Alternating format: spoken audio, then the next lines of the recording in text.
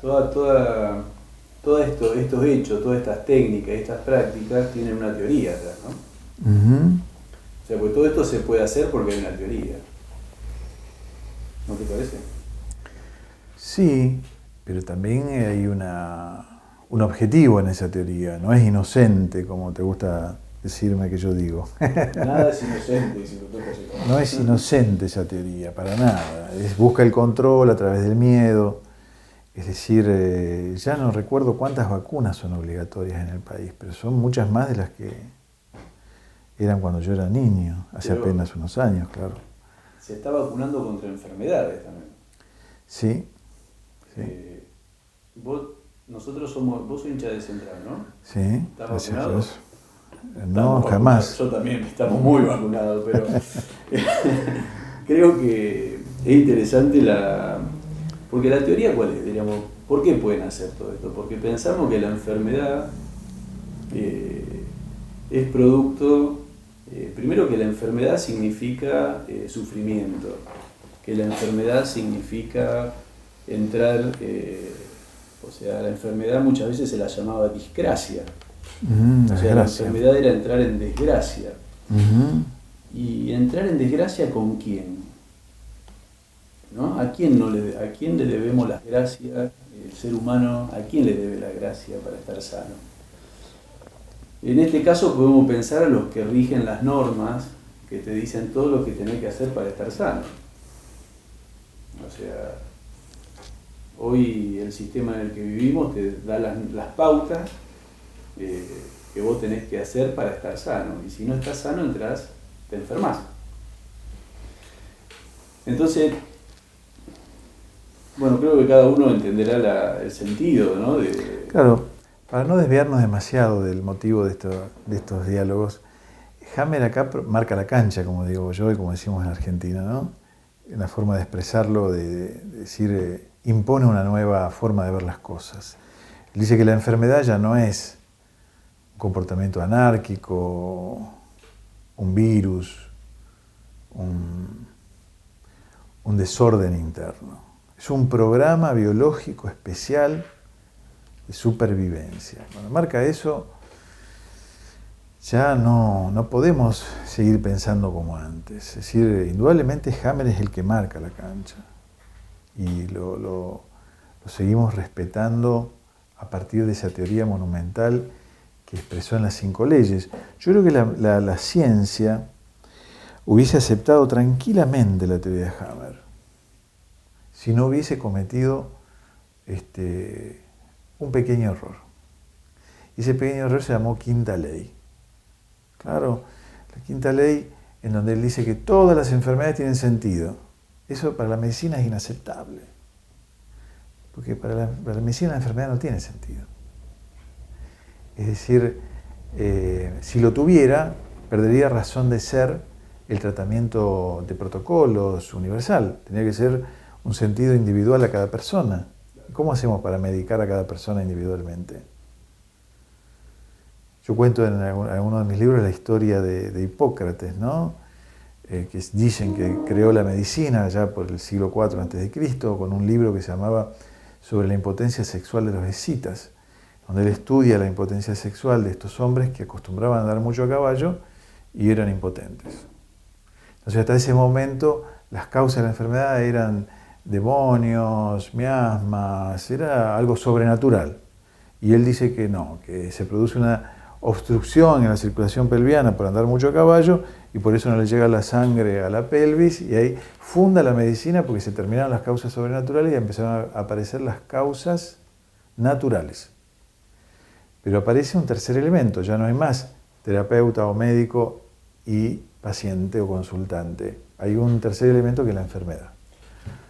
Claro, y enfermedad que empieza, como vos bien lo escribís, enfermedad que empieza a tener su mayor auge cuando aparece, o sea, cuando hay una transformación social y aparece la revolución industrial. Y con el positivismo, con la clasificación, ¿no? Y empezamos a clasificar los signos y síntomas, y empezamos a ponerle nombres propios. Sí, Iván Illich, el autor de un libro maravilloso, se llama Némesis Médica, cuenta una historia increíble que en la Revolución Francesa, a los 2 años de hacerse la revolución, un grupo de notables forma un comité de la salud y determina que en una república en donde prima la libertad, la igualdad y la fraternidad, la enfermedad no puede existir, y mucho menos los médicos. Entonces, a partir de la fecha quedan anulados todos los ejercicios de medicina y se cierran todos los hospitales y sanatorios.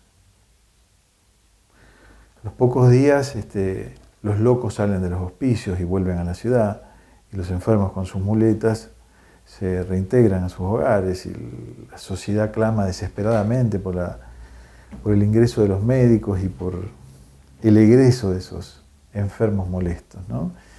Y cuentan un dato muy interesante: hasta ese momento había solo 20 enfermedades clasificadas, pocos años después ya había 200. Es decir, el poder del médico fue creciendo porque el sistema le fue dando cada vez más poder. En ese sentido, Hammer marca la cancha, como te decía recién, diciendo que la enfermedad no es lo que creíamos que era. Es un programa biológico creado por la evolución para superar obstáculos a la supervivencia. Claro, porque la vida es interesante. Eso es también, eso me pegó mucho cuando lo leí, ¿no? Y después uno empieza a entender que uno es el último eslabón, y todavía no se ha perdido, de los últimos 4.000 millones de años desde que hay vida en la Tierra, ¿no? Que se calcula, ¿no? Algunos dicen más, menos, pero desde que hay vida es en forma ininterrumpida que esa vida llega hasta el día de hoy. Y cada uno de nosotros tiene esa memoria evolutiva en cada célula del cuerpo. Entonces, empezar a repensar si realmente la naturaleza se equivoca conmigo cuando yo estoy enfermo, o no entiendo, todavía no comprendemos cuál es la expresión y cuál es el sentido de lo que me está pasando. Entonces yo creo que cuando uno se encuentra con toda la teoría de Hammer y tu teoría, y ¿para qué me enfermo? ¿No? Porque ¿tendrá sentido lo que me pasa? Eso es.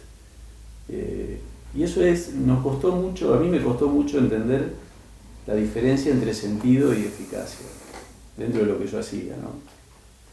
Porque, claro, a nosotros nos enseñan nos enseñan a trabajar sobre la enfermedad, y estar sano es no estar enfermo.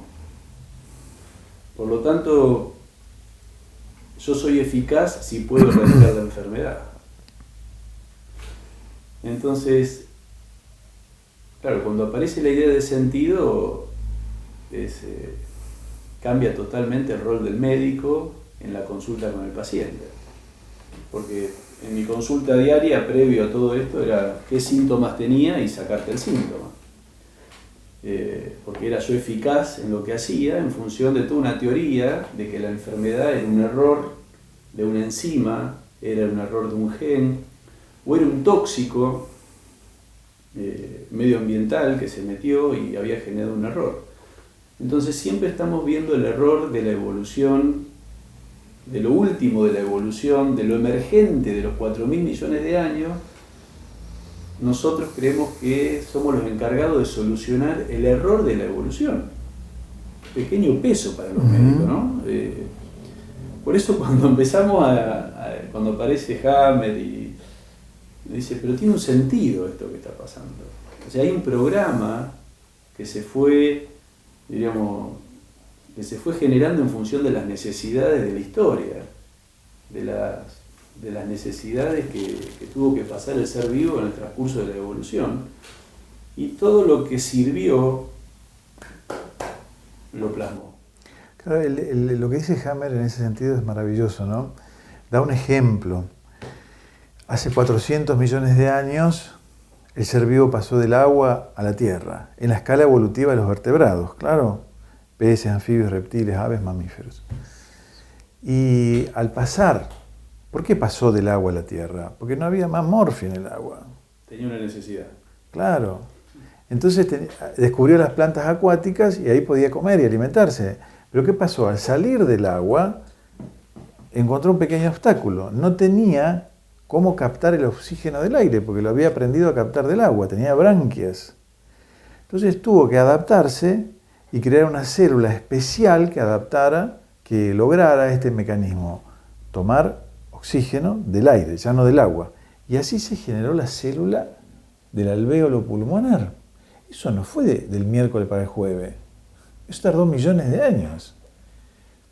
Y al intentarse, se lograron prototipos, algunas células que iban a ser de pulmón pero todavía no lo eran, hasta que llegó un grupo, una masa crítica, a establecer las células del pulmón. Hammer viene a decir que el cáncer de pulmón es la rememoración de ese periodo evolutivo. Es decir, el cerebro recuerda ese momento de asfixia, de no poder sacar oxígeno del aire por algún suceso, rememora eso filogenéticamente, porque nosotros tenemos dos cerebros, uno trabaja con lo simultáneo, otro trabaja con lo sucesivo. ¿Cómo es eso, Fernando? Y MacLean, que yo siempre digo que lamento que Hammer no cite bibliografía en sus libros, porque cuando uno lo lee a MacLean parece estar leyendo a Hammer, década del 30, claro. Hizo dos tópicas. La primera tópica del cerebro era el cerebro preverbal y el cerebro verbal. Y decía que el cerebro preverbal trabajaba con lo simultáneo. El cerebro, lo que luego llamó el cerebro reptiliano en la segunda tópica. Y el cerebro verbal trabaja con lo sucesivo, instante por instante. Luego en la segunda tópica habló del paleomamífero, el neomamífero, y en el medio el cerebro límbico, emocional, paleomamífero, claro. Y ahí la integración la hacía el cerebro emocional entre lo externo y lo interno. Y él decía que la enfermedad, MacLean decía que la enfermedad era una falla en el sistema límbico que no podía integrar lo preverbal con lo verbal, lo simultáneo con lo sucesivo, o lo exterior con lo interior. Entonces, eso es lo interesante. Ese cerebro que guarda esos prototipos de hace millones de años, porque el cerebro no tira nada. El cerebro es Moishe, guarda todo. Es conservador. El cerebro guarda todo. Y no empieza nunca de cero. Empieza desde el último lugar donde terminó. Por lo tanto, tenemos en nuestro cerebro absolutamente todos esos prototipos que fue generando en la humanidad. Bueno, Hammer dice que uno de esos prototipos es el que se activa, por ejemplo, en el cáncer de pulmón. ¿Por qué? Porque se vive una situación que él llama DHS, es decir, un suceso sorpresivo, dramático y no verbalizado, imposible de ser verbalizado, por el cual deja de trabajar el cerebro verbal y pasa a trabajar el cerebro preverbal. Se activan los prototipos guardados ahí. ¿Y qué hacen? Generan células que intentan captar oxígeno del aire, pero son células que no lo van a lograr. Porque son células de prototipos que no llegaron a formar esa célula madura. Claro. Esta idea a mí me fascinó como fascinará a cualquiera, me imagino. Claro. Ver a la enfermedad como una rememoración de un programa biológico de supervivencia. Parece un cuento de ciencia ficción. Y si le pones oxígeno al paciente, se recupera.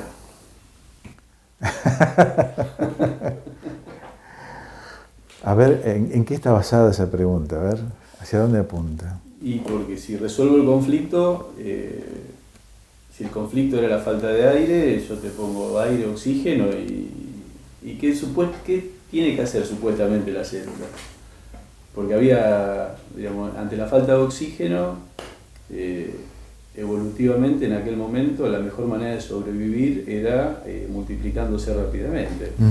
Porque mientras seamos más para atrapar el último bocado de oxígeno, tenemos más posibilidades de sobrevivir, porque hace 4.000 millones de años que venimos sobreviviendo, ¿no? Una parte nuestra. Ahora bien, si supuestamente después de un tiempo yo empiezo a recuperar ese oxígeno, según la teoría, todas esas células que estaban de más, inmaduras, tratando de capturar oxígeno, tienen que, cuando se resuelve la situación conflictiva, ya no tiene más sentido que estén ahí. Claro, acá hay una de las cosas que más intriga produce, porque la persona que tiene una lesión de pulmón no salió del agua a la tierra. Digamos que vivió un suceso sorpresivo, dramático, no verbalizado, de susto, lo robaron. O le dieron un diagnóstico tremendo, le dijeron, usted tiene cáncer y va a tener 6 meses de vida, cáncer de estómago. Entonces aparecen lesiones en pulmón, en suelta de globos, que serían la expresión de esa dificultad de atrapar oxígeno. Está bueno esto que vos planteás, porque es lo mismo que decir, de la medicina ortodoxa, si el cigarrillo produce cáncer, yo dejo de fumar y me curo el cáncer. Es muy lineal. Totalmente lineal. Por eso, si yo... Pero no ocurre, claro, todos sabemos que no ocurre eso. Claro, en la práctica diaria nos cuesta ver esa linealidad. Eso es lo que, un poco lo que he aprendido, ¿no? O sea, en la práctica diaria se rompe la linealidad. Pero además la linealidad no solo en ese sentido, sino en el anterior, que es el que más preocupa a muchos que se acercan a la medicina de Hammer, que es por qué si yo vivo una situación determinada tengo que hacer tal cosa. Parece no solo lineal, sino autoritario. Claro, a mí me peleo con mi mujer y me va a agarrar un infarto. Suele pasar, ¿eh? Suele pasar, sí. Pero quiero decir, es una de las críticas que más hemos escuchado. Por supuesto que siempre ha habido respuesta para eso. Suceso sorpresivo, es decir, no se lo esperaba. No es cualquier suceso.